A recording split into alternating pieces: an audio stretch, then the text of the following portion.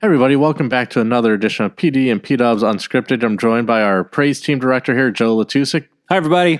Good to have you back, Joe. This is good like to be with your you, Pastor. third or fourth time. Yeah, I'm losing count now. You might be the most recurring guest. It's probably you or Maggie's been the most recurring guest on here. Yeah, I'm just the alternate, Right. Yeah. So it's always good to have some other people. And, we haven't recorded a podcast for a while, P-Dubs and myself. So, we thought we could get one out here for everybody this week. And yeah, we were thinking at least I was thinking we have this shared love and interest in music and particularly a certain musical era and musical time together. And so I thought we could start there and then maybe talk a little bit about contemporary Christian music and how that's manifesting in the church today and all that stuff. Yeah, because we're roughly the same age. I know I'm a few years older. Yeah. So high school time kind of overlapped, and we both found out we were both at the same concert, the Atari's concert at the Metro. Yeah, that was so funny. Yeah, that we discovered that. Yeah, who would have known years later? Yeah, and for us too, it was this kind of unique little time in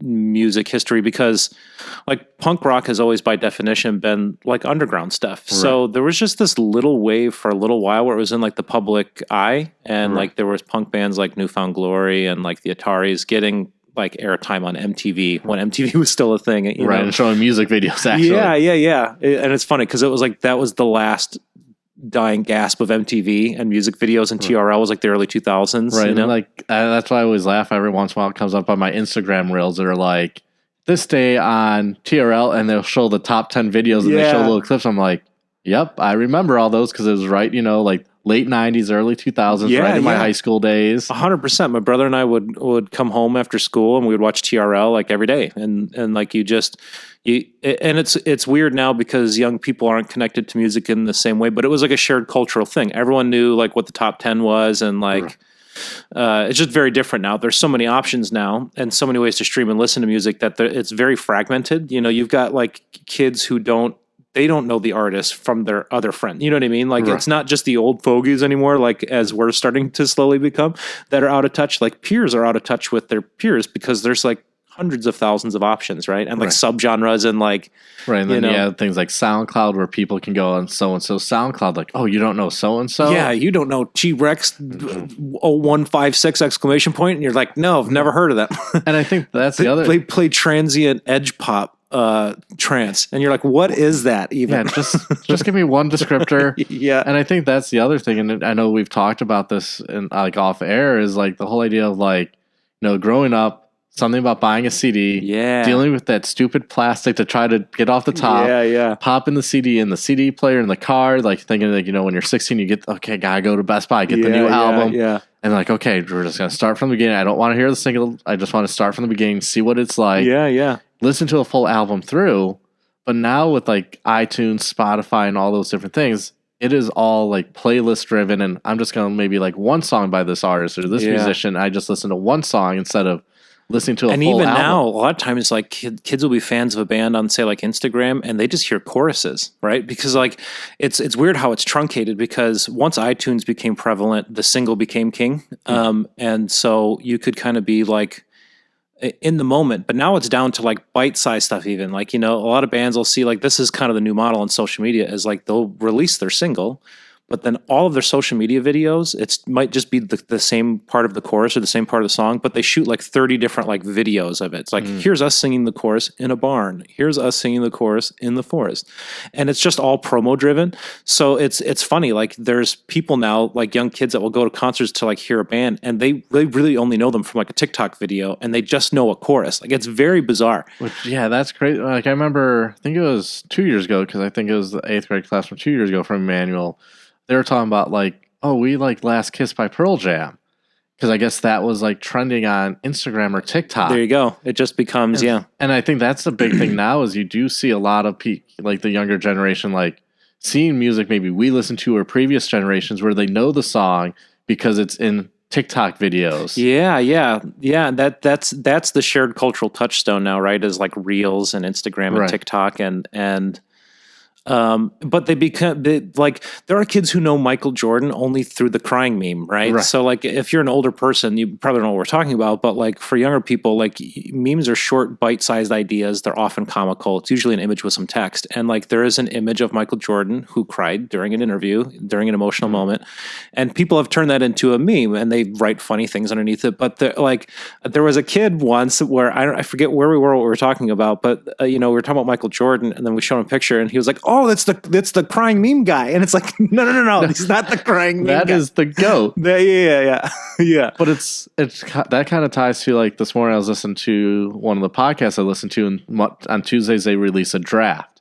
And today they're doing the draft of things that make that signs that you're getting older. Yeah. And they're kind of talking about, like, I don't know current pop music anymore. Yeah. Or I make a sound every time I get up or sit down. Oh yeah, that's happening. All those for me. like signs that you're getting older. Yeah. And like, the other one, two things that stood out to me is one guy's like that there's adults now that are working that weren't alive for 9/11. Oh. And I'm like, that is because that's 24 years ago. Yeah. But I was here at Emmanuel for 9/11. Junior year of high school at Cary Grove. Yeah. But then the one guy's like, well, you want to know what's really crazy? Since we're halfway through 2025, we're closer to 2050 than we are 2000. Yeah, that's weird. I was like, that's crazy. I think we're closer to 2050 than the year 2000. Yeah. There's this weird thing that happens too, where like, we tend to think in terms of decades, the 70s, the 80s, the 90s, the early 2000s, whatever. But like, if you go back to 2000, there's still like the stink of the 90s all over it. So in many ways, like the 2000s don't really begin to like 2005. But this is true of each decade, right? So like it's a weird thing. Like, even though I was 8 years old in 1995, our house still very much functioned like a house in 1985, So like, part of that is starting to disappear, like especially in music, right? Like if I say like, picture like the sound of the 60s, you might imagine like some jam rock, the Beatles, or like the Doors. I think it's like Woodstock '69. Woodstock, like there's a clear image, right? And if I say like 80s, you think of hair metal and synth and like Depeche Mode, and even like me being metal, like Metallica. That's like the big four. Like 100%. But there's like clear images associated. If I ask you like, what is the sound of 2015? I wouldn't know. There's nothing to really say about it. And so like, that is one of the sort of the downsides of like how we consume music, that's changed, Cause you're thinking like, I was thinking 90s. I'm like, you look very 90s with your flannel on. All you're missing today. Yeah. All you're missing right now is the Doc Martens. Yeah. Which, I didn't wear today, but I often do. So like, and that's coming back in the style now, Docs. It's funny because like style is just like this rotating door, and every generation's like, we came up with it. And I'm like, cause all the what do they call them? The Zoomers, the Gen Zers, they're into like the high socks and stuff. And I'm like, oh, that's so the 90s. The high socks, especially with the stripes on it. We used to make jokes in high school that like your coach, your gym teacher, like his rank was denoted by how many stripes he had on his socks and how high they were. The higher the sock, the more stripes, the higher rank he is, And like, because I know I've seen that like, oh, you must be a millennial if you wear like no-show socks. I'm like, that is what I prefer. Same here. They're like, yeah, we know you're millennials. And I guess another thing is that we have wallets.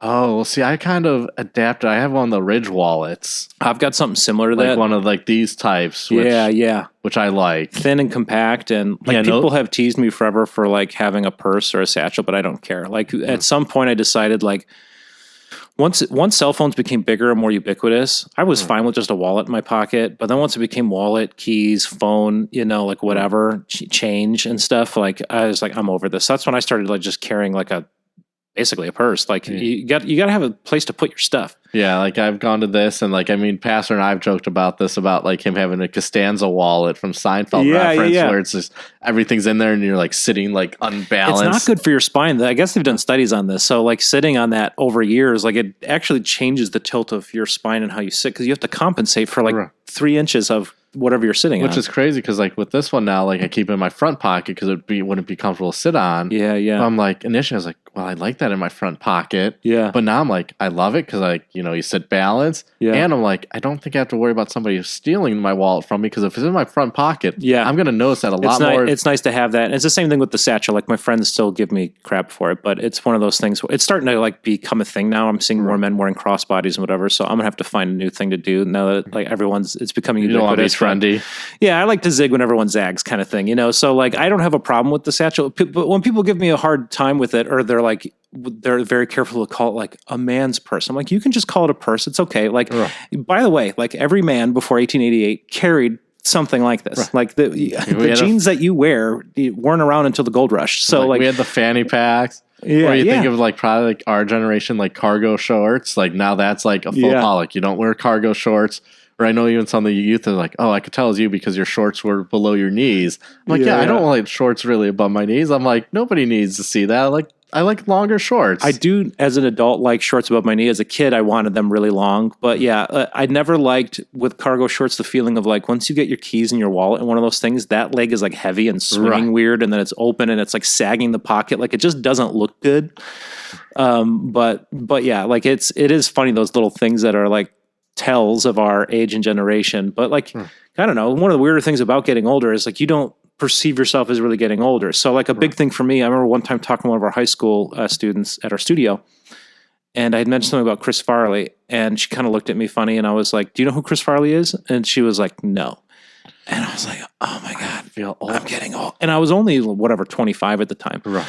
But, you know, at 25, I didn't feel that different than the 18, 19-year-old high school student in our class. And for like us, like, to me, like, Chris Farley is one of my favorite comedians. Yeah. Like, his era. And that's like, you know, I was listening to something talking about SNL the other day.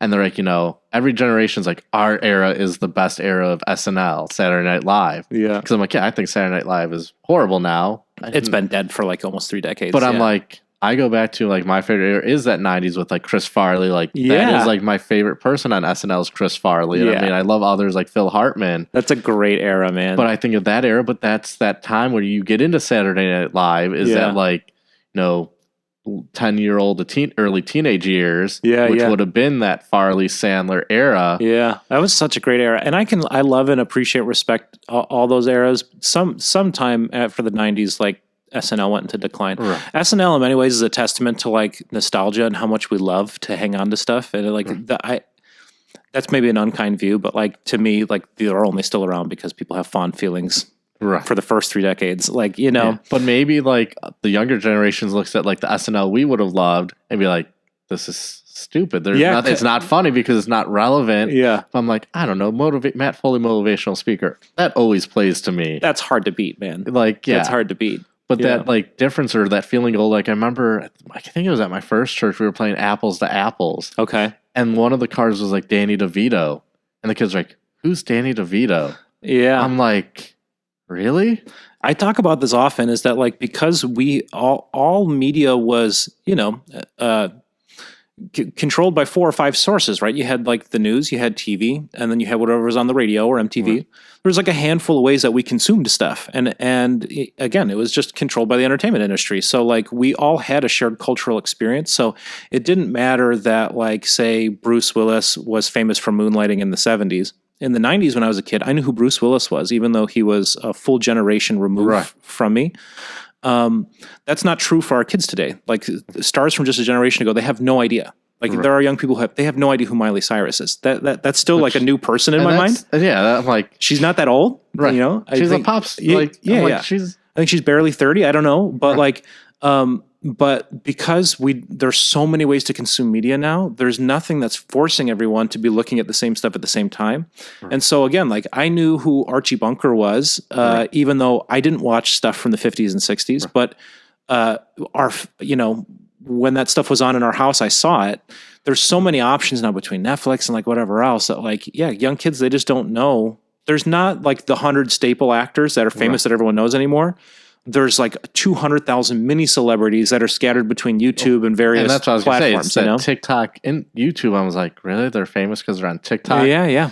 Or you're talking about like going back to the past, like, you know, I was thinking about this and I'm like, it's crazy. I think like, you know, when I was high school, you know, that would have been like 20 years probably would have been early 80s, in a sense, late 70s since I started in 99 in high school. Yeah. But I'm like, okay, go 25 years or even 30-ish. That's like Led Zeppelin time. Yeah. So I'm like, you go now, kids in high school, you go 20, 30 years back. That would have been like our pop punk stuff we were talking about, or like a Blink 182. Yeah, yeah. And like if you say to the kids now, like Newfound Glory, they'd be like, who are they? But I'm like, I still knew who Led Zeppelin was in high school because I saw people with Led Zeppelin shirts. I remember buying like a Greatest Hits Zeppelin album. And of course, you were connected to the past that way because of the way we consumed partly. And so like even things like, oldies on the radio when we were kids, it was all 50s and 60s. So there's just stuff from 20, 30 years before us. And it's... which isn't that long ago. No. But now oldies is just its own genre. Oldies will always now just mean 50s and 60s because like oldies is not Nirvana, which that's 30 years ago now. But it's on oldie stations now, which is just fun. That's wild. Or like I've seen the Instagram reels where it's like me listening to like, and maybe it's like a Tupac song, and it's all like the gangster rap that like we grew up with. Yeah. But then like this is how my kids hear it, and it's like a Beach Boys version style, and they're singing the Tupac, so and it's like. I'm like, is that what the younger generation? Or like they know them for something completely different, like Blink 182. The kids are like, oh, I know them because I think it's Kourtney Kardashian's married to Travis. Yeah, yeah. It's like, that's why you know them? Or like I remember a couple years ago in confirmation, we showed the clip from Wedding Singer when he's singing Grow Old With You. Yeah, yeah. And the kid's like, is that the guy from Bedtime Stories or Pixels or something? I was like, yeah. That's what you think of Adam Sandler for? It's weird how technology is accelerating this thing that you're talking about. Cause like, so there's always been historically like a tension between the older and younger generation. It just exists. But it really became pronounced after the Industrial Revolution and technology started to speed up, because it used to be that like methods of communication didn't change for hundreds of years, right? Methods of building didn't change for hundreds of years. Once the Industrial Revolution happens and things start to accelerate, this tension between the generations starts to increasingly become every generation. The new generation thinks the older generation is old and boring, and the old people think that the younger generation are a bunch of idiots.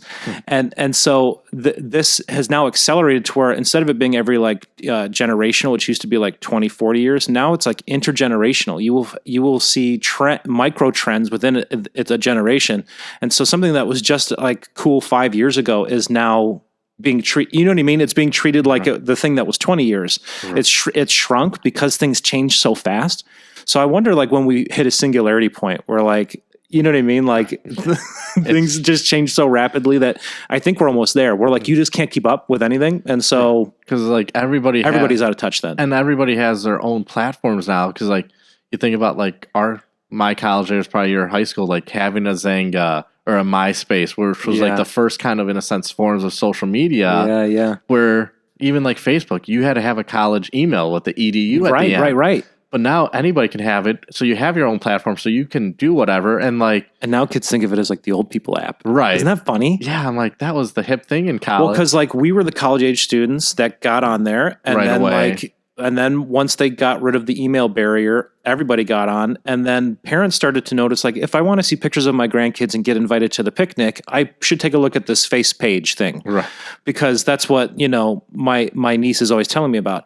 And then so all of the older generation got on Facebook as like their attempt to get online. And so now what's funny is all of the young people have left that platform, and now it's just old people getting tricked by like meme posters thinking like that this is real news. Like how often you see an older person like repost something that's clearly satire or something, and they think it's real. Like I see sometimes like, is that really true? I'm like, it can't be. Let me Google it. Yeah. And yeah, because like I think of like then like Twitter, it seems like that's maybe like mid-20s. That was kind of big for those that were in mid-20s, like when I first started in ministry in 2011 at my first church. Yeah. And then even in that, you had like Vine and Musical.ly. Yeah. And those have kind of faded, but they kind of were the gateway into like the TikTok generation, and even like Instagram. Yeah, 100%. And then Instagram stole from like TikTok and that to bring in the Reels, where that became more important. Yeah, just flat out stealing. They're like, we couldn't buy you, so we'll just create our own thing. We'll just rip you off. Yeah. So you just see that like this change of those generations, and it's so quick, and like,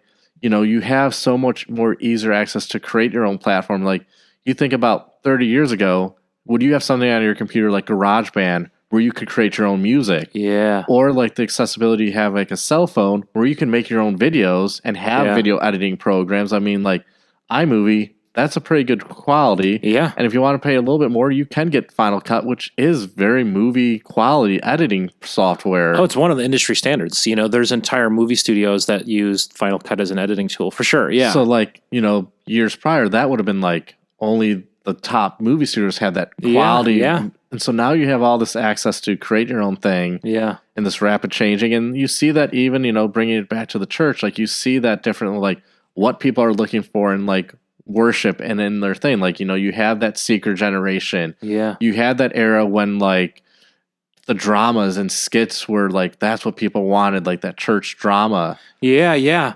Yeah, and it's interesting. It's in the same way like the nostalgia thing for the SNL. We want to see what we want to see because we want to see it, and we're attached to it. And like that's part of just being alive and being human. But like, you know, look at like even you know, like a traditional service today. All the elements of a traditional service that we love and respect and value. Those are 17th, 18th century creations. They're relative. Like the organ wasn't prevalent in the church until something like the 16th, somewhere between the 16th and 18th century. You know, but before that, it was polyphonic chanting, and before that, it was monophonic chanting. So, like, monophonic chanting is like Gregorian chanting. It tends to be like a tone, a simple melody, right? And it was usually restricted to like the choir. You know, polyphonic was a big deal because now you have multiple different types of notes overlapping, and you have choirs are operating in a different way. But like each one of these things was an upset for the generation before, you know? Right. People were astounded, you know, when the harpsichord was replaced by the piano, or you know, Right. so yeah, it's the same thing that we're dealing with today. When people like they prefer one element but not a newer one. This has been going on since the beginning of the church, you know. And like, and to me, like, you know, you look back to Acts chapter 2, which we say is like the start of the church with Pentecost. You look at it's like Acts 2:40 through like the end, like 45, where it's like, you know, they did 4 things. They dedicated themselves to the teaching of like the apostles, fellowship, breaking of bread, and prayer. I'm like, you know, in a sense, we still have those 4 things in our worship experience, so to speak, because you have the message, you have breaking of bread with communion, you have fellowship, whether it's after, but you have that time of fellowship, and you have that time of prayer.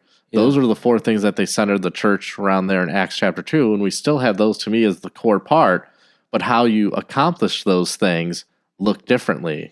Yeah, and like, and I get that people can bristle at changing things because you don't, you know, it's like the church should be influencing society. Society shouldn't be influencing the church. And I get that to an extent, but like, it's just understanding like part of it is like just how people relate to their environment. And if it's not compromising the integrity of Christ's teaching, then like, so for instance, like the traditional garb that we wear, the banners and flags, that was all after, you know, Constantine legalized Christianity, and to legitimize in the eyes of the public, they took all of their dressing cues from the sort of royal militant way that kings processed in. And so it was to signal that like this is a dignified place of worship. And so like we love that now, but like that once was not the case, right? So like so just understanding that, like, you know, it's fine. It's okay that the robe became the suit, and then the suit became someone up there in jeans and a t-shirt. That's actually okay. That's just fine. Right, and you know, and different things change over time, but it's like in the different interests, you know, like I brought up like the dramas and stuff. Like people love that, or like the skits, and I think it's like the National Youth Gathering. You know, it's our church body's gathering of like 20,000, 25,000 youth every 3 years. And like what stood out to me last time in 2022 in Houston was like the dramas kind of skits they did during the mass worship time. The kids were like, this is really cheesy, or like, I don't get the point of this. And I was like, yeah, we've kind of shifted to where now, like I would say the younger generation, I think even in general, all people, but especially the younger, is they want that authenticity and that vulnerability. Like, hey, here's my struggles, or hey, this is a hardship. Yeah. People just want reality because part of our world, and I think part of it is like because of electronics and entertainment so easy to access, there's a really plastic kind of veneer over everything, and it's easy to escape from what's going on.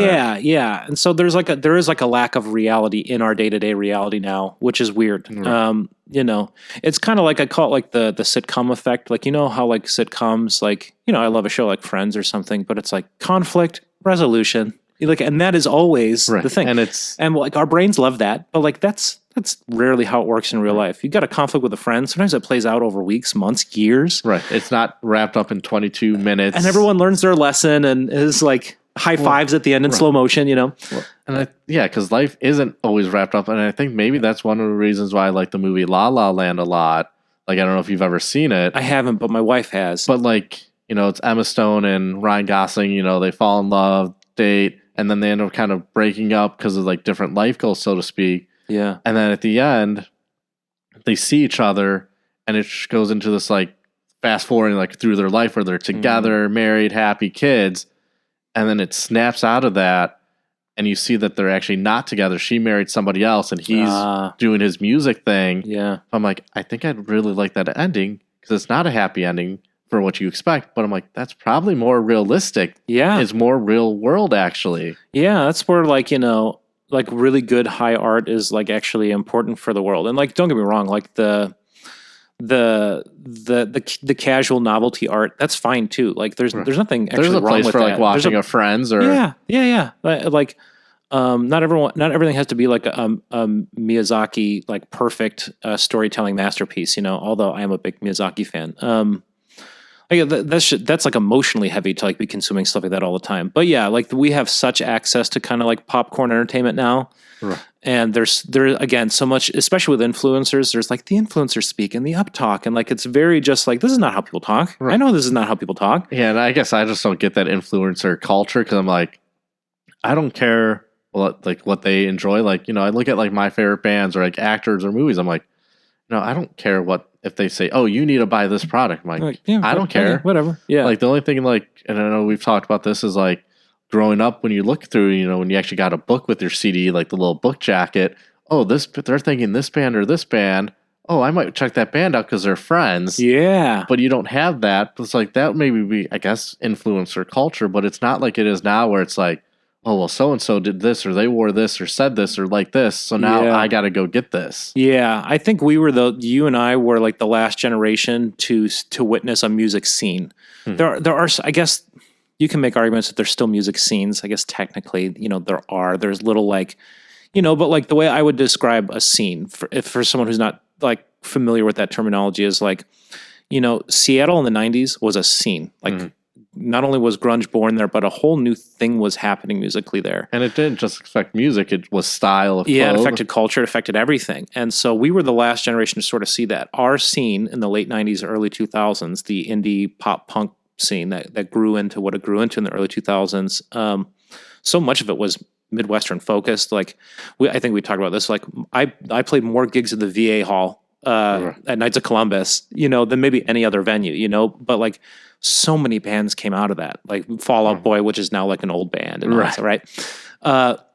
And so, yeah, but I really do feel like we were probably the last generation to see that just because of how music consumption has changed. I wonder, at some point, like we're just, like I was saying, we're going to hit like a singularity or some point where like, I can already see young people starting to do things like the next cool thing is going to be to like ditch your smartphone and social media. Right.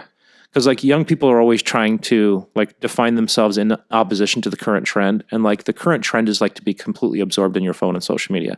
So I think we're going to see like in the next generation, a resistance towards technology and like this, it will become novel to be like, hey, let's all get in a room and listen to the same band together. Like that will become a novel thing. I think that's why podcasts have gotten so popular. Like people just want to hear two people talk. I don't need Jimmy Fallon with like 60 minutes of ads. Right. You know what I mean? And even with that, like, because if you do listen to on Apple Music or even Amazon or like Spotify, whatever, a lot of times, those podcasts will say, well, here's an ad from our sponsor. They still put it in, not as much as you see in TV. Yeah. But that's also like some of the podcasts, like Part of My Takes, one of the main ones I listen to. I prefer Apple Podcasts just because that's what's native to an iPhone. Yeah. But I listen to them on Amazon Music because they have a deal, Barstool Sports, with Amazon that their podcasts don't have any ads. Oh, nice. So I'm like, I'd much rather listen to this so I'm not skipping the ads if I'm able to. And I can just listen to it straight through. Yeah. But I think they're talking about, and even going back to that authenticity, people looking at church with podcasts, like why I love Part of My Take. It's two guys roughly my age talking sports. Like I would probably talk with my friends. Yeah. And you just feel like you're invited into that conversation. Yes. And that's why I think draws people into podcasts. Because I feel like this conversation is just you and I having a conversation. Yeah. This is like the conversation we would have in the hallway or something. Right. Yeah. And it's a natural flow. It's not like, we had kind of maybe here's an idea of where we're going to go. Yeah. But we're just kind of bouncing off each other. And like you say something, oh, I'm going to take it this way. Or I say something. Sure. And that's what people, I think, are looking for. Yeah. And even if you had something more structured, like here's our podcast, we hit these segments, we generated some topics we want to talk about, you can still do it in a way where like it's conversational like this. Part of what happened is airtime became so precious as TV ownership and viewership went up throughout the 50s and 60s. Like you couldn't have the late night talk thing anymore without having to capitalize on that space because of advertisers. So like, I'm totally fine with the notion that like advertisers can have some space, or whatever. But the airtime became so precious that it became like, well, we need a company man who's never going to say anything unapproved by the company. Correct. And so talk shows then vanished. They became what they are today. They're like these plastic, like talent shows. There's these quasi weird like game shows where like someone comes on to promote their album or new movie or new TV show. They play a weird game with Jimmy Fallon for 2 minutes so they can get their social media clips. Right. And then the rest of it is literally just advertisement. And so so it's just a promo mill. So that's what I'm saying is like we could still do like a traditional like whatever show and have segments and be organized that way, but like if you do it like real human beings, then suddenly it's compelling, you know? Right. And that's where like, you know, like I've seen Jeff Jeff Garland. Oh, okay. Like who was in the Goldbergs and Curb Your Enthusiasm. Yeah. And I remember when he got fired from Goldbergs, he was talking about pretty much how he enjoys actually doing Curb better because in Goldbergs there's a script. He's got to follow word for word. In Curb, Larry David's like, okay, here's the scene. This is where we need to get from point A to point B. You actors, you just make it get to that, do that. It's all ad-libbed. Yeah. And I'm like, I think that's probably part of the draw of Curb because it is a more natural. And you can feel it. You can feel instead of like, you know, as you're talking about, like a sitcom, you're like, oh, here's this scene. Like I think of like Saved by the Bell is like the perfect example of like, you know exactly how it's going to go, what they're going to say. Yeah, 100%. But in like an unscripted, in a sense, like Curb, you don't know. You know they're getting to a point in the scene. I mean, that's even the point of like our podcast being called Unscripted. Yeah. Like we're just going to have a theme for an episode and just see where the conversation leads. Yeah, instead of, you know, reading from a script, right? That's why, like, Big Bang Theory I could never really get into. It was kind of after my time, but, like, when I hear it on in the background, it suffers from this thing that a lot of writing does, which is, like, the writers are aware that they're being clever, and so you can hear their back padding in the writing. It's like self-congratulating. It's so clever. And nobody talks like that. And so like, I get it. That was a huge show. A lot of people loved it. But every time I hear it, it's just like cringy sitcom writing. It's just like, then you had the laugh tracks on it. Cause like I remember in like my faith and pop culture class with the kids, sometimes I've shown shows where there's a laugh track and they're like, that is so distracting. I'm like, I guess being a child of the 90s, I don't even really notice the laugh track. Yeah. Live audience was like a big thing. Right. I mean, you look at Cheers, where they had to tell the audience to be too quiet during it because it was too loud. Yeah. Yeah, totally different now, right? Yeah. Big changes. But and how all this stuff applies to churches are interesting because we have to navigate it with music. We have to navigate it with social media. We just have to navigate this like changing world and like not compromise the values of the church. And so it's just like an interesting line to straddle. And even giving that like the message of like what are, you know, speaking to what people want to hear about. Yeah. And being that authentic and vulnerable. And it's also like as a pastor being like, what do I really want to go? How in depth do I want to go with that? Oh yeah. Where people are like, oh, the pastor is that horrible of a sinner? Right. Well, let's go within reason here of what I'm going to share. Like, yeah. But it is like, you know, they talk about this in the seminary, like you live your life in a fishbowl. And like, maybe I do add to it by talking about things like, you know, when we had our Amplio retreat or even when I do with the youth, like tell one thing people don't know about you. Like, that's almost hard for me as a pastor in front of our like Emmanuel people. Cause I'm like, I feel I share a decent amount. Yeah. And the other thing I'm always very mindful about with preaching is not saying, you are a bunch of sinners or, you know, you need to do this. Like, use like I or we. So it's not like I'm talking at you, condemning, but including myself in that. 100%. And there's like a hierarchy of what people find to be like noble sins, you know? So like if you are like a recovered addict or like something like that, that might be considered like a noble sin. But if you're to confess to the congregation, like, I don't know, I've got a problem with narcissism. I make everything about me. Right. That's not a pretty one. And so like almost nobody's ever going to say the unpretty ones. Right. But even like if it deals with certain people, like to keep them separate, like, you know, that's something, you know, my dad's giving me a hard time at times. Like, I didn't give you permission to share that story. I'm like, sorry, you know, that's a part of being, and I've seen that shirt, like, I'm a pastor. what you say will be used in a sermon or something. Yeah, that's funny. Yeah, it's like comedians and pastors suffer from that same thing. I hear that all the time with the spouses of comedians who are like, I was not expecting our argument to become a punchline. Right. So even that, like, I would want to be mindful of protecting people in my life, like that. Okay, that conversation or that thing that's going to stay behind the scenes, so to speak, not be brought up in a sermon. Yeah, that having discretion around that stuff, discernment is, I'm sure a tightrope you got to walk all the time, Yeah. So thank you for joining here, Joe, today. And yeah, absolutely, brother. It was great to see you and visit again, and we'll have to do it again soon. Yeah, thank you, everybody, and God's blessings. Peace.